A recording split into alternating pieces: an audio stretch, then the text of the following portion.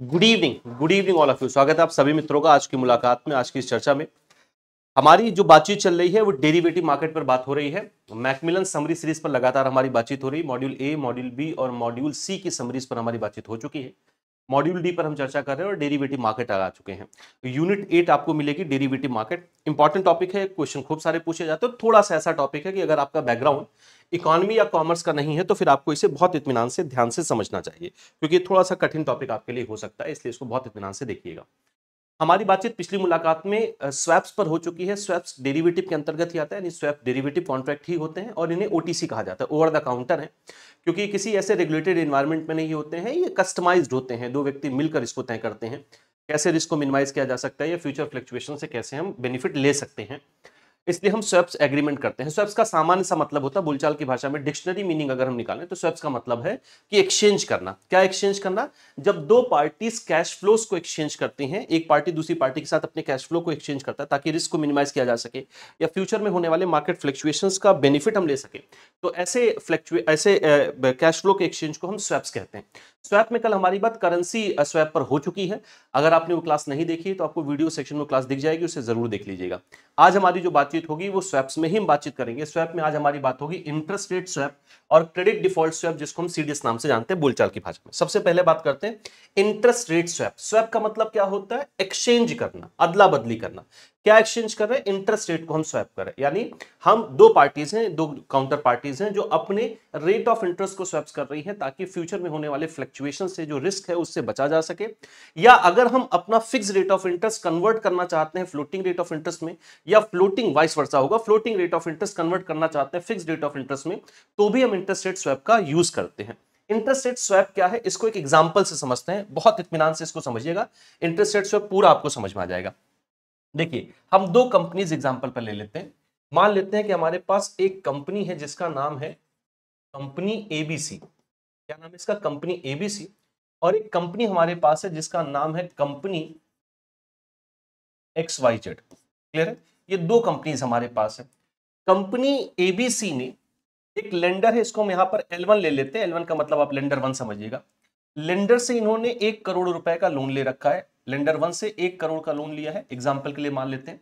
और इस पर जो इंटरेस्ट लगा है ये फ्लोटिंग रेट ऑफ इंटरेस्ट है। इंटरेस्ट जो है ये वो है, मान लेते हैं मिबोर प्लस 2% का। क्लियर है? जो भी मिबोर होगा प्लस 2% का रेट ऑफ इंटरेस्ट इस पर लगा। मिबोर लगता है भारत के अंदर मुंबई इंटरबैंक ऑफर रेट, इसको हम कहते हैं मिबोर। जब बैंक आपस में ट्रांजेक्शंस करते हैं यानी लोन लेते हैं तो उस समय जो रेट ऑफ इंटरेस्ट लगाया जाता है उसको मिबोर कहते हैं। जब दो बैंक आपस में जो है ऋण का आदान प्रदान करते हैं तो उसे हम वहां पर जो रेट ऑफ इंटरेस्ट लगता है इसको मिबोर कहते हैं। जैसे आप लोगों ने लिबोर सुना होगा, लंदन इंटरबैंक ऑफर रेट, वैसे भारत में यूज किया जाता है मिबोर, मुंबई इंटरबैंक ऑफर रेट। तो ये आपका मिबोर क्या है? फ्लक्चुएट होता रहता है, मिबोर चेंज होता रहता है। जो भी मिबोर होगा प्लस 2%, 2% आप यहां पर रिस्क प्रीमियम समझ सकते हैं कि आपको मिबोर प्लस 2% का रेट ऑफ इंटरेस्ट देना है। यानी कंपनी एबीसी ने लेंडर 1 से जो लोन लिया है ये फ्लोटिंग रेट ऑफ इंटरेस्ट पर है। बिल्कुल वैसे ही लेंडर 2 से, यहां पर L2 में लिख दे रहा हूं, लेंडर 2 आप लोग समझ लीजिएगा। ऐसे ही लेंडर 2 से लोन ले रखा है कंपनी XYZ ने। कितने का लोन ले रखा है? मान लेते हैं इसने भी लोन लिया है 1 करोड़ रुपए का। इसने भी लोन लिया 1 करोड़ का, यानी L2 ने लोन दिया है कंपनी XYZ को 1 करोड़ रुपए, L1 ने लोन दिया है कंपनी एबीसी को 1 करोड़ रुपए। लेकिन इसका जो रेट ऑफ इंटरेस्ट है वो फिक्स रेट ऑफ इंटरेस्ट है, यानी ये जो रेट ऑफ इंटरेस्ट फिक्स करेगा ये फिक्स रेट ऑफ इंटरेस्ट होगा। मान लेते हैं कि ये 11% है। क्लियर हो गई इतनी बात? अब कंपनी एबीसी, कंपनी XYZ, दोनों ही कंपनीज मार्केट को स्टडी करते रहते हैं लगातार। कंपनी एबीसी को ऐसा लग रहा है कि यार आने वाले दिनों में मिबोर बढ़ता चला जाएगा, मिबोर का रेट जो है वो बढ़ता चला जाएगा, प्लस 2% हमें देना पड़ेगा, यानी हमारा रेट ऑफ इंटरेस्ट वो है आने वाले भविष्य में बढ़ता चला जाएगा। अगर ये फिक्स में कन्वर्ट हो जाए तो मेरे लिए ज्यादा बेहतर होगा, क्योंकि ये भविष्य में बढ़ रहा है, इन्होंने ऐसा अज्यूम किया। इन्होंने बात की लेंडर 1 से किसे फिक्स में कन्वर्ट कर दिया जाए, लेंडर 1 कन्वर्ट नहीं कर रहा है। बिल्कुल वैसे ही कंपनी XYZ ये देख रही है कि यार हो सकता है मार्केट में आने वाले कुछ दिनों में जो मिबोर है वो कम हो जाए। अगर मेरा लोन अगर फ्लोटिंग रेट ऑफ इंटरेस्ट पर होता तो मुझे कम ब्याज देना पड़ता, लेकिन मेरा तो फिक्स है, मुझे तो फ्लोटिंग रेट मिबोर कुछ भी हो मुझे तो 11% देना है। और मान लेते हैं ये दोनों जिन्होंने लोन ले रखा है, ये दोनों का जो टेन्योर है वो 5-5 साल का है। दोनों का टेन्योर कितना है? 5-5 साल का है। तो अब कंपनी एबीसी जिसने फ्लोटिंग रेट ऑफ इंटरेस्ट पर लोन ले रखा है वो ये चाहती है कि अगर उसका रेट ऑफ इंटरेस्ट कन्वर्ट हो जाए फिक्स्ड में तो उससे ज्यादा बेहतर होगा। कंपनी एक्सवाईजेड चाहती है कि अगर उसका fix rate of interest convert हो जाए फ्लोटिंग रेट ऑफ इंटरेस्ट में तो उसके लिए बेहतर होगा, लेकिन बैंक उनका कन्वर्ट नहीं कर रहा है। तो इन दोनों ने एक दूसरे से बातचीत की, क्या हम दोनों अपना एक दूसरे के साथ रेट ऑफ इंटरेस्ट स्वैप कर सकते हैं, यानी तुम जो है फिक्स रेट ऑफ इंटरेस्ट पे करो, मैं फ्लोटिंग रेट ऑफ इंटरेस्ट पे करूंगा, क्या हम इसको स्वैप कर सकते हैं? ये दोनों पार्टीज क्या हो गई, एक दूसरे से बात करती हैं और मान लेते हैं कि दोनों पार्टीज क्या है, एक दूसरे की इस बात पर सहमत हो जाते हैं। क्लियर है इतनी बात? यानी इन दोनों के बीच में क्या है, स्वैप एग्रीमेंट हो गया। अब जो स्वैप एग्रीमेंट हुआ तो कंपनी एबीसी ने कंपनी एक्सवाईजेड से कहा कि मैं तुम्हें फिक्स्ड पे कर दिया करूंगा 10%। क्लियर है? मैं तुम्हें फिक्स पे कर दिया करूंगा 10%, क्योंकि ये चाहता था कि हमारा फिक्स्ड में कन्वर्ट हो जाए। और कंपनी एक्सवाईजेड ने कहा कि मैं तुम्हें फ्लोटिंग रेट ऑफ इंटरेस्ट दे दिया करूंगा, जो होगा मिबोर प्लस 1%। क्या होगा? मिबोर प्लस 1% होगा, ये मैं तुम्हें फिक्स दे दिया करूंगा, फ्लोटिंग रेट ऑफ इंटरेस्ट में मैं आपको ये ऋण दे दिया करूंगा। अब देखते हैं कि यहां पर क्या होगा, आपका जो ट्रांजैक्शन होगा वो कैसे होगा, एक एक करके ध्यान से समझते चलिएगा। आपने 0 ईयर पर अपना लोन तैयार किया, यहां पर ले लेते हैं ये आपका 1 ईयर है, 1 साल का समझ लेते हैं दोनों का ट्रांजैक्शन कैसे होगा। 1 साल का देख लेते हैं कि दोनों के जो ट्रांजैक्शन होंगे वो कैसे होंगे। पहले देख लेते हैं पार्टी ए का अगर देखें तो ए को पहले साल क्या पे करना, और मान लेते हैं कि पहले साल जो आपका मिबोर है वो 8% है। मान लेते हैं पहले साल जो आपका मिबोर है वो कितना है, मैं एम लिख दे रहा हूं, आप समझ जाएंगे। मिबोर है जो 8% है। पहले पार्टी ए यानी जो आपका कंपनी एबीसी है, ए कह रहा हूं, जो आपकी कंपनी एबीसी है, इसके ट्रांजैक्शंस कैसे शो होंगे। अब देखो एक एक करके भैया यहां पर ध्यान से समझते चलना कि इसको ट्रांजैक्शंस कैसे करने होंगे।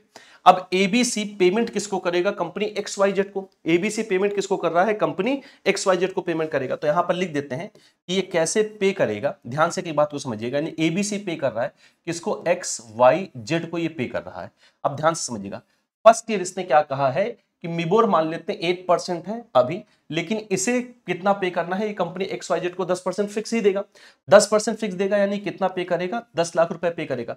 तो पहले तो कंपनी एबीसी को 10 लाख वहां पर पे करना है। अब एक बात आपको ये समझना है कि ये जो 1 करोड़ का अमाउंट है इसको नोशनल अमाउंट कहते हैं। क्लियर है? क्या कहते हैं इसको, नोशनल वैल्यू कहा जाता है। दोनों का लोन 5-5 साल का है।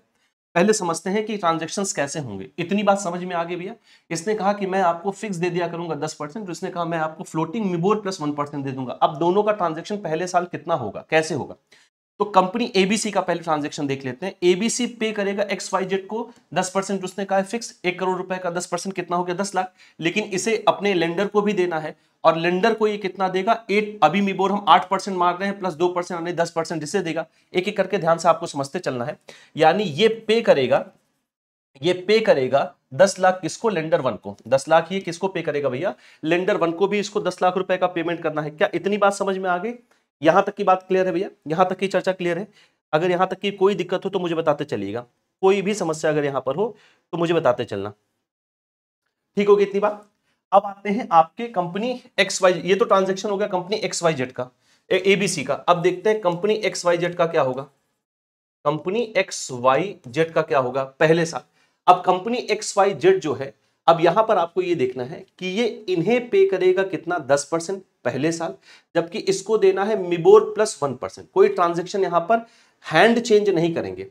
ये पे करेगा किसको, एक्सवाईजेड को 10 लाख रुपए पे करना था, और ये पे करेगा 10 लाख रुपया यहां पर। एक एक करके ध्यान से समझिएगा। तो 10 लाख तो इसे अपने लेंडर 1 को पे करना है, और 10% यानी 10 लाख रुपए से पे करना एक्सवाईजेड को। तो 10 लाख तो ये पे करेगा, जबकि इसे भी पे करना है मिबोर प्लस 1%। मिबोर इस समय कितना है, 8% है, और ये 1% और देगा यानी 9%, यानी इसे पे करना है 9%। क्या ये बात समझ में आ रही है? मैं फिर से समझा रहा हूं।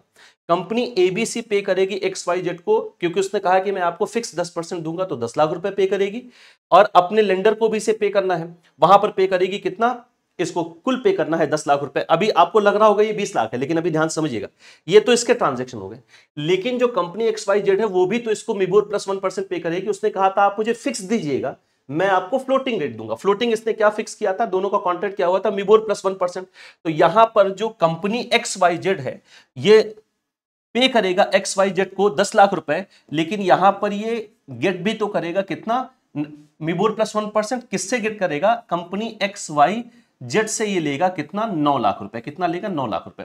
तो इसे 10 लाख देना था और 9 लाख रुपए इसको प्राप्त करना था, यानी कुल मिला के इसे 10 देना है, 9 प्राप्त करना है, तो ये खाली 1 लाख रुपए दे दे, बात खत्म हो जाएगी। क्योंकि इसे 10 देना है और 9 लेना भी तो है, तो ये सिर्फ कितना पे करेगा, बेसिकली ये पे करेगा कुल 1 लाख रुपए। यानी इसको यहां पर XYZ को सिर्फ कितना देना, 1 लाख रुपए, और 10% यहां पर देना है, यानी 10 लाख यहां देना है। यानी इसका कुल जो रेट ऑफ इंटरेस्ट बन रहा है, जो रेट ऑफ इंटरेस्ट बन रहा है वो 11% ही तो बन रहा है, क्योंकि 1 लाख रुपए वो यहां दे पे करेगा, क्योंकि उधर से 9 लाख रुपए वो प्राप्त भी तो करेगा, तो कुल मिलाकर उसको 1 लाख रुपए ही पे करना है। मतलब कुल अमाउंट नहीं पे किया जाता है, जो डिफरेंस होगा वो पे किया जाएगा।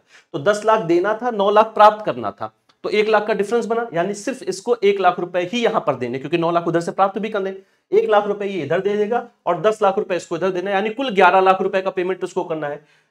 1 करोड़ का 11 लाख कितना हो गया, 11%, यानी इसका जो इफेक्टिव रेट ऑफ इंटरेस्ट पड़ा वो 11% का पड़ा। क्लियर हो गई इतनी बात भैया। अब कंपनी XYZ का देख लेते हैं। कंपनी XYZ जो है वो कितना लेगी, अब वो क्या प्राप्त करेगी ना। अब यहां पर एक कंपनी XYZ का देख लेते हैं। 10 लाख रुपए वो प्राप्त करेगी किससे, ABC, यानी ABC क्या है, फिक्स्ड है, चूंकि ABC को 10 लाख रुपए फिक्स देना है, वो फिक्स रेट ऑफ इंटरेस्ट है। XYZ कितना प्राप्त करेगी, 10 लाख रुपए। एक एक बात को ध्यान से समझते चलिएगा। इसके अलावा जो कंपनी XYZ है भैया, इसको पे करना होगा, कंपनी पे करेगी, कंपनी XYZ अपने लेंडर 2 को, लेंडर 2 को इसको कितना पे करना है, लेंडर 2 से इसने लिया था 11% पर, यानी ये 11 लाख रुपए यहां पर पे करेगा।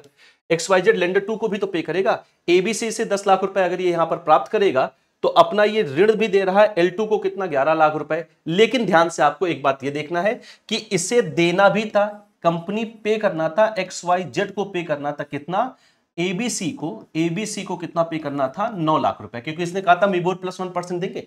ये दोनों के अलग अलग ट्रांजेक्शन को समझिए। तो अब यहां पर देखो, इसे 10 लाख देना है, इसे 10 लाख प्राप्त करना है और 9 लाख देना था, यानी कुल मिला के इसे 1 लाख रुपए प्राप्त होगा। तो 1 लाख रुपए इसे प्राप्त हो गया, क्योंकि डिफरेंस ही चेंज होगा। 1 लाख रुपए इसे प्राप्त हो गया और 11 लाख रुपए ये अपने L2 को देगा।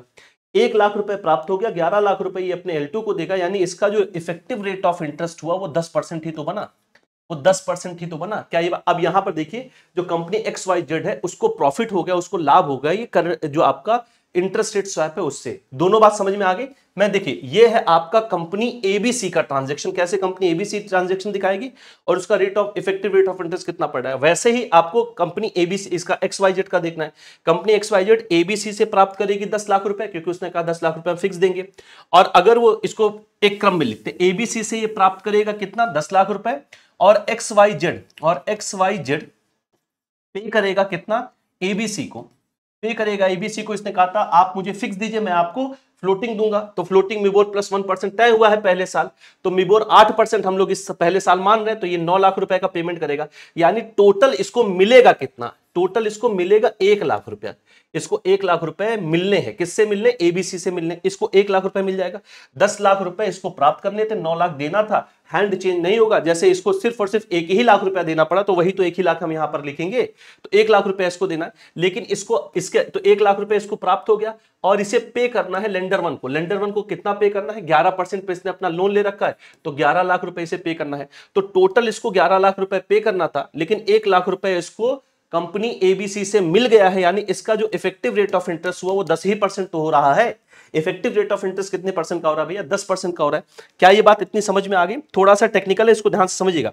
तो इसका जो इफेक्टिव रेट ऑफ इंटरेस्ट हुआ वो 11% हुआ, इसका जो इफेक्टिव रेट ऑफ इंटरेस्ट हुआ वो कितना हो गया, 10% का हो गया। तो आप कहोगे सर तो इसको तो नुकसान हो गया, इसे अगर ये अपने फ्लोटिंग पर रहता और मान लेते आज मिबोर 8% है प्लस 2%, इसको तो 10% ही देना था, इसको यहां 11% देना पड़ गया। लेकिन दूसरी पार्टी को जहां 11% देने थे वहां इफेक्टिव रेट ऑफ इंटरेस्ट अब उसके लिए 10% हो गया, तो दूसरी पार्टी को वहां पर फायदा हो गया। हो सकता है कि अगले साल क्या हो जाए, ये जो मिबोर है ये बढ़ जाए, ये मिबोर बढ़ के 9% हो जाए, 8% की बजाय 9% या 10% हो जाए। तो 10% हो जाएगा या 11% हो जाए, तो इसको 11% प्लस 1% देना पड़ेगा, जबकि ये फिक्स 10 ही % देता रहेगा। तो उस केस में दूसरे साल हो सकता है इसको फायदा हो जाए, उस कंपनी का नुकसान हो जाए, यानी उस कंपनी को ज्यादा पे करना पड़े, इफेक्टिव रेट ऑफ इंटरेस्ट उसका अलग हो जाए। तो ये आपका कहलाता है इंटरेस्ट रेट्स जो है स्वैप। यहां पर एक कंपनी ने अपने फिक्स्ड को कन्वर्ट किया फ्लोटिंग में, इसने फ्लोटिंग को कन्वर्ट कर दिया फिक्स। इसका फ्लोटिंग था, इसने कहा कि मैं आपको फिक्स्ड पे कर दिया करूंगा। इनका फिक्स था, इसने इसको क्या कर दिया कि मैं आपको फ्लोटिंग पे कर दिया करूंगा। दोनों का जो ट्रांजैक्शन होगा वो आपको उम्मीद है समझ में आ गया होगा। मैं फिर से बता रहा हूं, ध्यान से समझिएगा। कि एबीसी का पहले ट्रांजैक्शन देख लेते। एबीसी को पे करना है XYZ को कितना, 10 लाख रुपए, क्योंकि 10% फिक्स था, और पे करना है लेंडर 1 को भी 10 लाख रुपए, यानी टोटल 20 लाख रुपए का पेमेंट इसका होना है।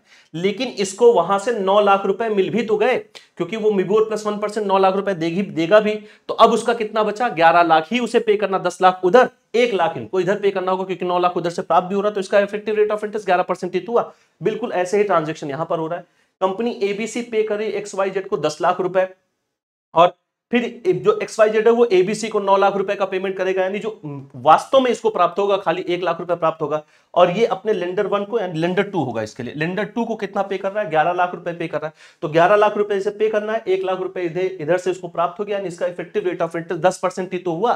क्या ये बात अब समझ में आ गई? बिल्कुल क्लियर है इतनी बात। तो ये पहले साल का, ऐसे ही आप हर साल के ट्रांजैक्शंस को 5 साल तक यहां पर कैलकुलेट कर सकते हैं, किसका इफेक्टिव रेट ऑफ इंटरेस्ट किस साल कितना होगा।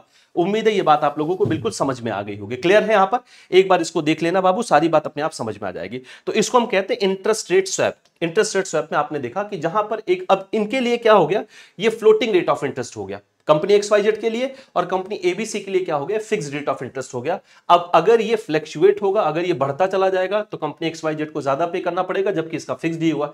लेकिन अगर ये कम होता चला गया, तो इनको तो 10% फिक्स ही देना होगा, इसका रेट ऑफ इंटरेस्ट, जो इफेक्टिव रेट ऑफ इंटरेस्ट होगा, वो कम होता चला जाएगा। तो किसी एक पार्टी को इससे क्या होगा, फायदा होगा। अब वो डिपेंड करता है कि मिबोर कितना ऊपर नीचे होता है। देखिए क्या है, an interest rate swap is an agreement in which one stream of future interest payment is exchange for another। आप अपने फ्यूचर इंटरेस्ट पेमेंट को दूसरे से क्या करते हो, एक्सचेंज करते हो, based on a specified principal amount, जिसको यहां पर नोशनल वैल्यू हम कहते हैं। Interest rate swaps usually involve the exchange of fix interest rate for a floating rate of interest and vice versa. इसमें क्या इन्वॉल्व होता है, फिक्स रेट ऑफ इंटरेस्ट को फ्लोटिंग में आप कन्वर्ट करते हैं, फ्लोटिंग को फिक्स में कन्वर्ट करते हैं। Interest rate swaps can be either floating to fixed, ये फ्लोटिंग टू फिक्स्ड हो सकता है, और फ्रॉम फिक्स टू फ्लोटिंग, या फिक्स टू फ्लोटिंग हो सकता है, and are used by entity to reduce their cost as well as to protect themselves from adverse movement in the interest rate. और आप अपने इंटरेस्ट रेट की movement से भी आप खुद को बचा पाते हैं। जैसे यहां पर आपने देखा कि पहले साल कंपनी XYZ को फायदा हुआ, क्योंकि यहां इसको फिक्स्ड 11% देना पड़ रहा था, लेकिन इस स्वैप की वजह से अंततः जो उसका इफेक्टिव रेट ऑफ इंटरेस्ट हुआ वो 10% हुआ। लेकिन नेक्स्ट ईयर अगर ये बहुत ज्यादा बढ़ता चला गया, तो वहां पर कंपनी एबीसी को फायदा हो सकता है, उसका इफेक्टिव रेट ऑफ इंटरेस्ट कम हो जाएगा, इस एग्रीमेंट में आने की वजह से इनका ज्यादा हो सकता है। तो ये डिपेंड करता है कि मार्केट में कितना फ्लक्चुएशन हो रहा है। अगर लगातार ये कम ही होता चला गया, तो इस पार्टी को फायदा होता चला जाएगा। तो आप इससे फ्लक्चुएशन से क्या कर रहे हैं, अपने आप को बचा रहे हैं। क्लियर है इतनी बात भैया? तो ये आपका कहलाता है इंटरेस्ट रेट स्वैप। अब दूसरा है credit default swap. Credit default swap क्या होता है, इसको भी एग्जांपल से समझते हैं। जैसे मान लेते हैं कि एक इन्वेस्टर है जिसका नाम है राहुल, ध्यान से समझिएगा। एक इन्वेस्टर है जिसका नाम है राहुल। राहुल ने एक कंपनी एबीसी का क्या ले रखा है, बॉन्ड परचेज कर रखा है, या डिबेंचर परचेज कर रखा है। यानी राहुल ने, मान लेते हैं कि 2 लाख रुपए का एक डिबेंचर ले रखा है। क्लियर है? कितने परसेंट रेट ऑफ इंटरेस्ट पर, जो इफेक्टिव रेट ऑफ इंटरेस्ट है, या इसका अमाउंट थोड़ा और लिख देते हैं, 5 लाख रुपए का क्या ले रखा है, एक बॉन्ड ले रखा है। क्लियर है? डिबेंचर ले रखा है, बॉन्ड या डिबेंचर ले रखा है, जिस पर इसको इंटरेस्ट रेट मिल रहा है, मान लेते हैं 10% एनुअली। 10% कैसे इंटरेस्ट रेट मिल रहा है, और ये कितने साल का है, मान लेते हैं 10 साल का ये बॉन्ड है। क्लियर है इतनी बात? अब राहुल क्या देख रहे हैं, राहुल यहां पर क्या है, इन्वेस्टर है। तो इन्होंने 5 लाख रुपए का कंपनी एबीसी का क्या खरीदा है, एक बॉन्ड खरीदा है, 10 साल का बॉन्ड है, 10% का इन्हें एनुअल रेट ऑफ इंटरेस्ट मिल रहा है। लेकिन राहुल ये देख रहे हैं कि कंपनी एबीसी की फाइनेंशियल हेल्थ पिछले कुछ दिनों से खराब होती चली जा रही है। क्लियर है? इन्हें अब ऐसा लग रहा है कि अगले 10 साल तक ये कंपनी मुझे ब्याज नहीं दे पाएगी, ये अच्छी, इसकी रेटिंग लगातार गिरती चली जा रही है, या हो सकता है अगले 4-5 साल बाद ये इंसॉल्वेंट हो जाए, ये दिवालिया हो जाए, कंपनी ही बंद हो जाए, तो मेरा इन्वेस्टमेंट तो डूब जाएगा। इनको ये डर है। ये जाते हैं एक थर्ड पार्टी के पास, जिसको हम कहते हैं CDS seller, credit default swap का जो सेलर होता है। क्लियर? ये फाइनेंशियल इंस्टीट्यूशंस होते हैं बेसिकली। इन्होंने ये सारी समस्या बताई कि साहब ऐसी ऐसी बात है, मैंने एक बॉन्ड खरीदा था 10 साल का 10% पर, तब रेटिंग अच्छी थी कंपनी की, अब रेटिंग खराब होती चली जा रही है। मेरा जो अजम्पशन उसके हिसाब से मुझे नहीं लग रहा है कि ये कंपनी मुझे 10 साल तक 10% का इंटरेस्ट रेट पे कर पाएगी। हो सकता है ये कंपनी आने वाले 2-3 साल में डूब जाए, मैं अपना रिडीम भी नहीं कर पाऊंगा इन्वेस्टमेंट, तो मुझे इस इन्वेस्टमेंट पर रिस्क लग रहा है। इन्होंने कहा कोई दिक्कत वाली बात नहीं है, मैं आपका रिस्क कवर करूंगा। सीडीएस सेलर ने कहा कि मैं आपका क्या करूंगा, रिस्क कवर करूंगा, इसके बदले आप मुझे क्या पे करोगे, प्रीमियम पे करोगे। यानी एक प्रकार का ये क्या होता है, इंश्योरेंस होता है। सीडीएस सेलर के लिए जो राहुल है ये क्या है, क्लाइंट है। तो सीडीएस सेलर ने अपने क्लाइंट से, ये सीडीएस होल्डर भी कहलाता है, अपने क्लाइंट से ये कहा कि मैं आपका रिस्क कवर करूंगा, आप मुझे इसके बदले प्रीमियम देंगे, जैसे कि हम बीमा करवाते हैं। यदि ये कंपनी कल को इंसॉल्वेंट हुई, डूबी, तो मैं आपका ये पूरा जो अमाउंट है वो रिकवर करके दे दूंगा अपने प्रीमियम के बदले। क्लियर हो गई इतनी बात। ये जो पूरा कॉन्ट्रैक्ट है वो क्या कहलाता है, क्रेडिट डिफॉल्ट स्वैप। अगर ये कंपनी डिफॉल्ट हो गई, अगर ये आपका बैड डेट हो गया, अगर ये कंपनी फ्यूचर में डिफॉल्ट हो गई, ये आपका बैड डेट हो गया, तो मैं उसको रिकवर करूंगा, आप बिल्कुल परेशान मत होइए, मैं आपको यहां पर सिक्योर कर रहा हूं। क्रेडिट सेलर ये वायदा करेगा किससे, राहुल से, जो क्रेडिट सेलर के लिए यहां पर क्या कहलाता है, क्लाइंट कहलाता है। यानी यहां पर ये क्या होंगे भैया, ये क्लाइंट कहलाएंगे। तो क्लाइंट से ये प्रॉमिस किया जाएगा कि आप मुझे एक प्रीमियम दें, उस प्रीमियम के बदले मैं आपके रिस्क को कवर कर रहा हूं, जैसा कि हम इंश्योरेंस करते हैं। तो क्रेडिट डिफॉल्ट स्वैप बेसिकली एक प्रकार का इंश्योरेंस ही होता है, बीमा ही होता है। हाल फिलहाल में क्रेडिट डिफॉल्ट स्वैप को रिजर्व बैंक ऑफ इंडिया ने रिटेल इन्वेस्टर्स के लिए भी ओपन कर दिया है, आप भी इस सेवा का लाभ ले सकते हैं। इस पूरी प्रक्रिया को हम कहते हैं क्रेडिट डिफॉल्ट स्वैप, जहां पर इन दोनों पार्टीज ने एग्रीमेंट किया कि मैं, आप मुझे प्रीमियम पे करेंगे, मैं आपको आपका रिस्क कवर करूंगा, यदि ऐसी दुर्घटना होती है तो, नहीं होती तो फिर कोई बात नहीं, मेरा प्रीमियम का यहां पर लाभ हो जाएगा। तो सीडीएस एक प्रकार का क्या होता है बाबू, इंश्योरेंस ही होता है। चलिए सीडीएस को देखते हैं, क्या है सीडीएस यहां पर। A credit default swap is a financial derivative or contract that allow an investor to swap or offset his or credit risk with that of another investor. Clear है? For example समझो, if a lender is worried that a borrower is going to default on a loan, अगर lender को ऐसा लग रहा है कि उसका बोरोवर डिफॉल्ट होने जा रहा है एक लोन पर, the lender could use a CDS to offset और स्वैप दैट रिस्क। तो जो लेंडर है वो सीडीएस का उपयोग कर सकता है ताकि वो स्वैप कर सके इस रिस्क को। To swap the risk of default, the investor या lender buys a CDS from a CDS seller. इसको स्वैप करने के लिए वो सीडीएस सेलर से क्या लेता है, सीडीएस ले लेता है। Who agree to reimburse the investor in the case the borrower default, जो अग्री करता है कि अगर इन्वेस्टर को कि अगर बोरोवर डिफॉल्ट कर गया तो मैं आपका रिस्क कवर करूंगा। Most CDS contract are maintained via an ongoing premium payment similar to the regular premium paid on insurance policy. ये प्रीमियम पर काम करते हैं जैसे कि आपके इंश्योरेंस पॉलिसीज में काम करता है। तो यहां पर सीडीएस सेलर ये व्यक्ति कहलाएगा, ये फाइनेंशियल इंस्टीट्यूशंस ही होते हैं बेसिकली, और राहुल इनके लिए क्लाइंट कहलाएंगे। इसके बदले सीडीएस सेलर को प्रीमियम मिलेगा, और अगर ये बैड डेट बना, कल को ये बोरोवर डिफॉल्ट कर गया, ये कंपनी कल को डिफॉल्ट कर गई, तो मैं आपका रिस्क कवर करूंगा। तो सीडीएस एक प्रकार का क्या होता है बाबू, बीमा ही होता है। तो ये है आपका इंटरेस्ट रेट स्वैप। और दूसरा जो मुद्दा आज हम लोगों ने पढ़ा वो है क्रेडिट डिफॉल्ट स्वैप। इस एग्जांपल को, इंटरेस्ट रेट स्वैप को जो हम लोगों ने यहां पर समझा है, इसको ठीक से आपको समझना है। ये कैलकुलेशन, आप इफेक्टिव रेट ऑफ इंटरेस्ट क्यों 11% आया, क्यों 10% आया, ये आप इत्मीनान से देखेंगे तो ये बात आपको समझ में आ जाएगी। थोड़ा सा टेक्निकल, इसलिए बहुत इत्मीनान से देखिएगा। तो सीडीएस समझ में आ गया। अब देखिए सीडीएस से क्या हो रहा है, इन्होंने अपना रिस्क स्वैप कर दिया, यानी जो राहुल क्लाइंट है उन्होंने अपना रिस्क क्या कर दिया है, स्वैप कर दिया है किसके साथ, सीडीएस सेलर के साथ। अब सारा रिस्क अगर ये डिफॉल्ट करता है तो जो सीडीएस सेलर है वो बियर करेगा, बैड डेट को सीडीएस सेलर बियर करता है, एक प्रकार का इंश्योरेंस हो जाता है। तो फिर आज के लिए हम इतनी ही चर्चा रखते हैं। आज हम लोगों ने इंटरेस्ट रेट स्वैप और क्रेडिट डिफॉल्ट स्वैप को ठीक तरीके से पढ़ा, समझा, जाना। क्लियर है? मेरी आपसे लगातार मुलाकात होती रहती है। अभी इसके बाद भी हम लोगों ने इसके पहले क्रेडिट डिफॉल्ट स्वैप में क्या नाम है, क्रेडिट डिफॉल्ट स्वैप करो, स्वैप्स पढ़ा था, करेंसी स्वैप पढ़ा था। आज हम लोगों ने इंटरेस्ट रेट स्वैप देखा और क्रेडिट डिफॉल्ट स्वैप देखा। अगली मुलाकात में कुछ नए इंपॉर्टेंट टॉपिक पर मेरी आपसे चर्चा होगी। अभी आपके पास समय पूरा है, महापैक में आप एडमिशन लेके अपनी तैयारी शुरू कर सकते हैं सारे सब्जेक्ट पर एक साथ। महापैक आपको 3 वैलिडिटी में, 1 ईयर, 2 ईयर और 6 मंथ की वैलिडिटी में मिल रहा है। इसमें आपको सारे रनिंग, सारे अपकमिंग बैचेस का एक्सेस मिलता है, सारे पेड बैचेस का एक्सेस मिलेगा। वैलिडिटी के अंदर जब भी कोई नया पेड बैच लॉन्च होगा आपको फ्री ऑफ कॉस्ट मिलेगा, उसको आपको अलग से परचेज करने की जरूरत नहीं।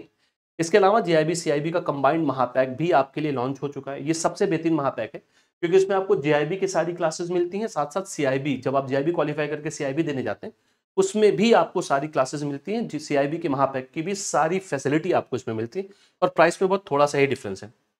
जेआईबी फाउंडेशन 2.0 बिल्कुल न्यू बैच आपके लिए लॉन्च किया गया जो नवंबर एग्जाम को ही टारगेट कर रहा है। अगर आप महापैक लेते हो तो फाउंडेशन बैच उसमें फ्री ऑफ कॉस्ट आपको मिलता है। आप फाउंडेशन बैच अलग से ले सकते हैं। फाउंडेशन बैच और महापैक में अंतर ये होता है कि फाउंडेशन सिर्फ एक क्लास के लिए, मतलब एक एग्जाम के लिए होता है, उस एग्जाम के बाद इसकी वैलिडिटी खत्म हो जाती है। जबकि महापैक लगातार चलने वाला बैच होता है, वो कंटिन्यूअस होता है। इसमें सिर्फ आपको एक बैच का एक्सेस मिलेगा, लाइव रिकॉर्डेड दोनों एक्सेस मिलता है इसमें भी। महापैक में आपको सारे रनिंग बैचेस, सारे अपकमिंग बैचेस, सबका एक्सेस मिलता है। महापैक में आपको एडिशनल मॉक टेस्ट मिलते हैं, ई बुक का एक्सेस मिलता है, ये सारी सुविधा आपको महापैक में मिलती हैं। सिंगल सब्जेक्ट अगर आपका सिर्फ रुका हुआ है, एक ही सब्जेक्ट आप सब्सक्राइब करना चाहते हैं, तो वो ऑप्शन भी आपके पास अवेलेबल है। जीआईबी के चारों ही सिंगल सब्जेक्ट आपको यहाँ पर अवेलेबल दिख रहे होंगे। इनके अलावा कुछ भी आप मुझसे जानना चाहते हैं, पूछना चाहते हैं, तो इस क्यूआर कोड को स्कैन करके आप टेलीग्राम ग्रुप ज्वाइन कर सकते हैं, या टेलीग्राम पर सिंपली सर्च करें आशीष सर जीआईबी से एग्जाम्स, आप इस माध्यम से भी मुझसे जुड़ सकते हैं। तो आज के लिए इतनी ही चर्चा रखते हैं। आज हमारी पूरी चर्चा हुई है क्रेडिट डिफॉल्ट स्वैप और इंटरेस्ट रेट स्वैप पर। इंटरेस्ट रेट स्वैप का एग्जाम्पल ठीक से समझिएगा। क्लियर है? चल, बहुत बहुत धन्यवाद।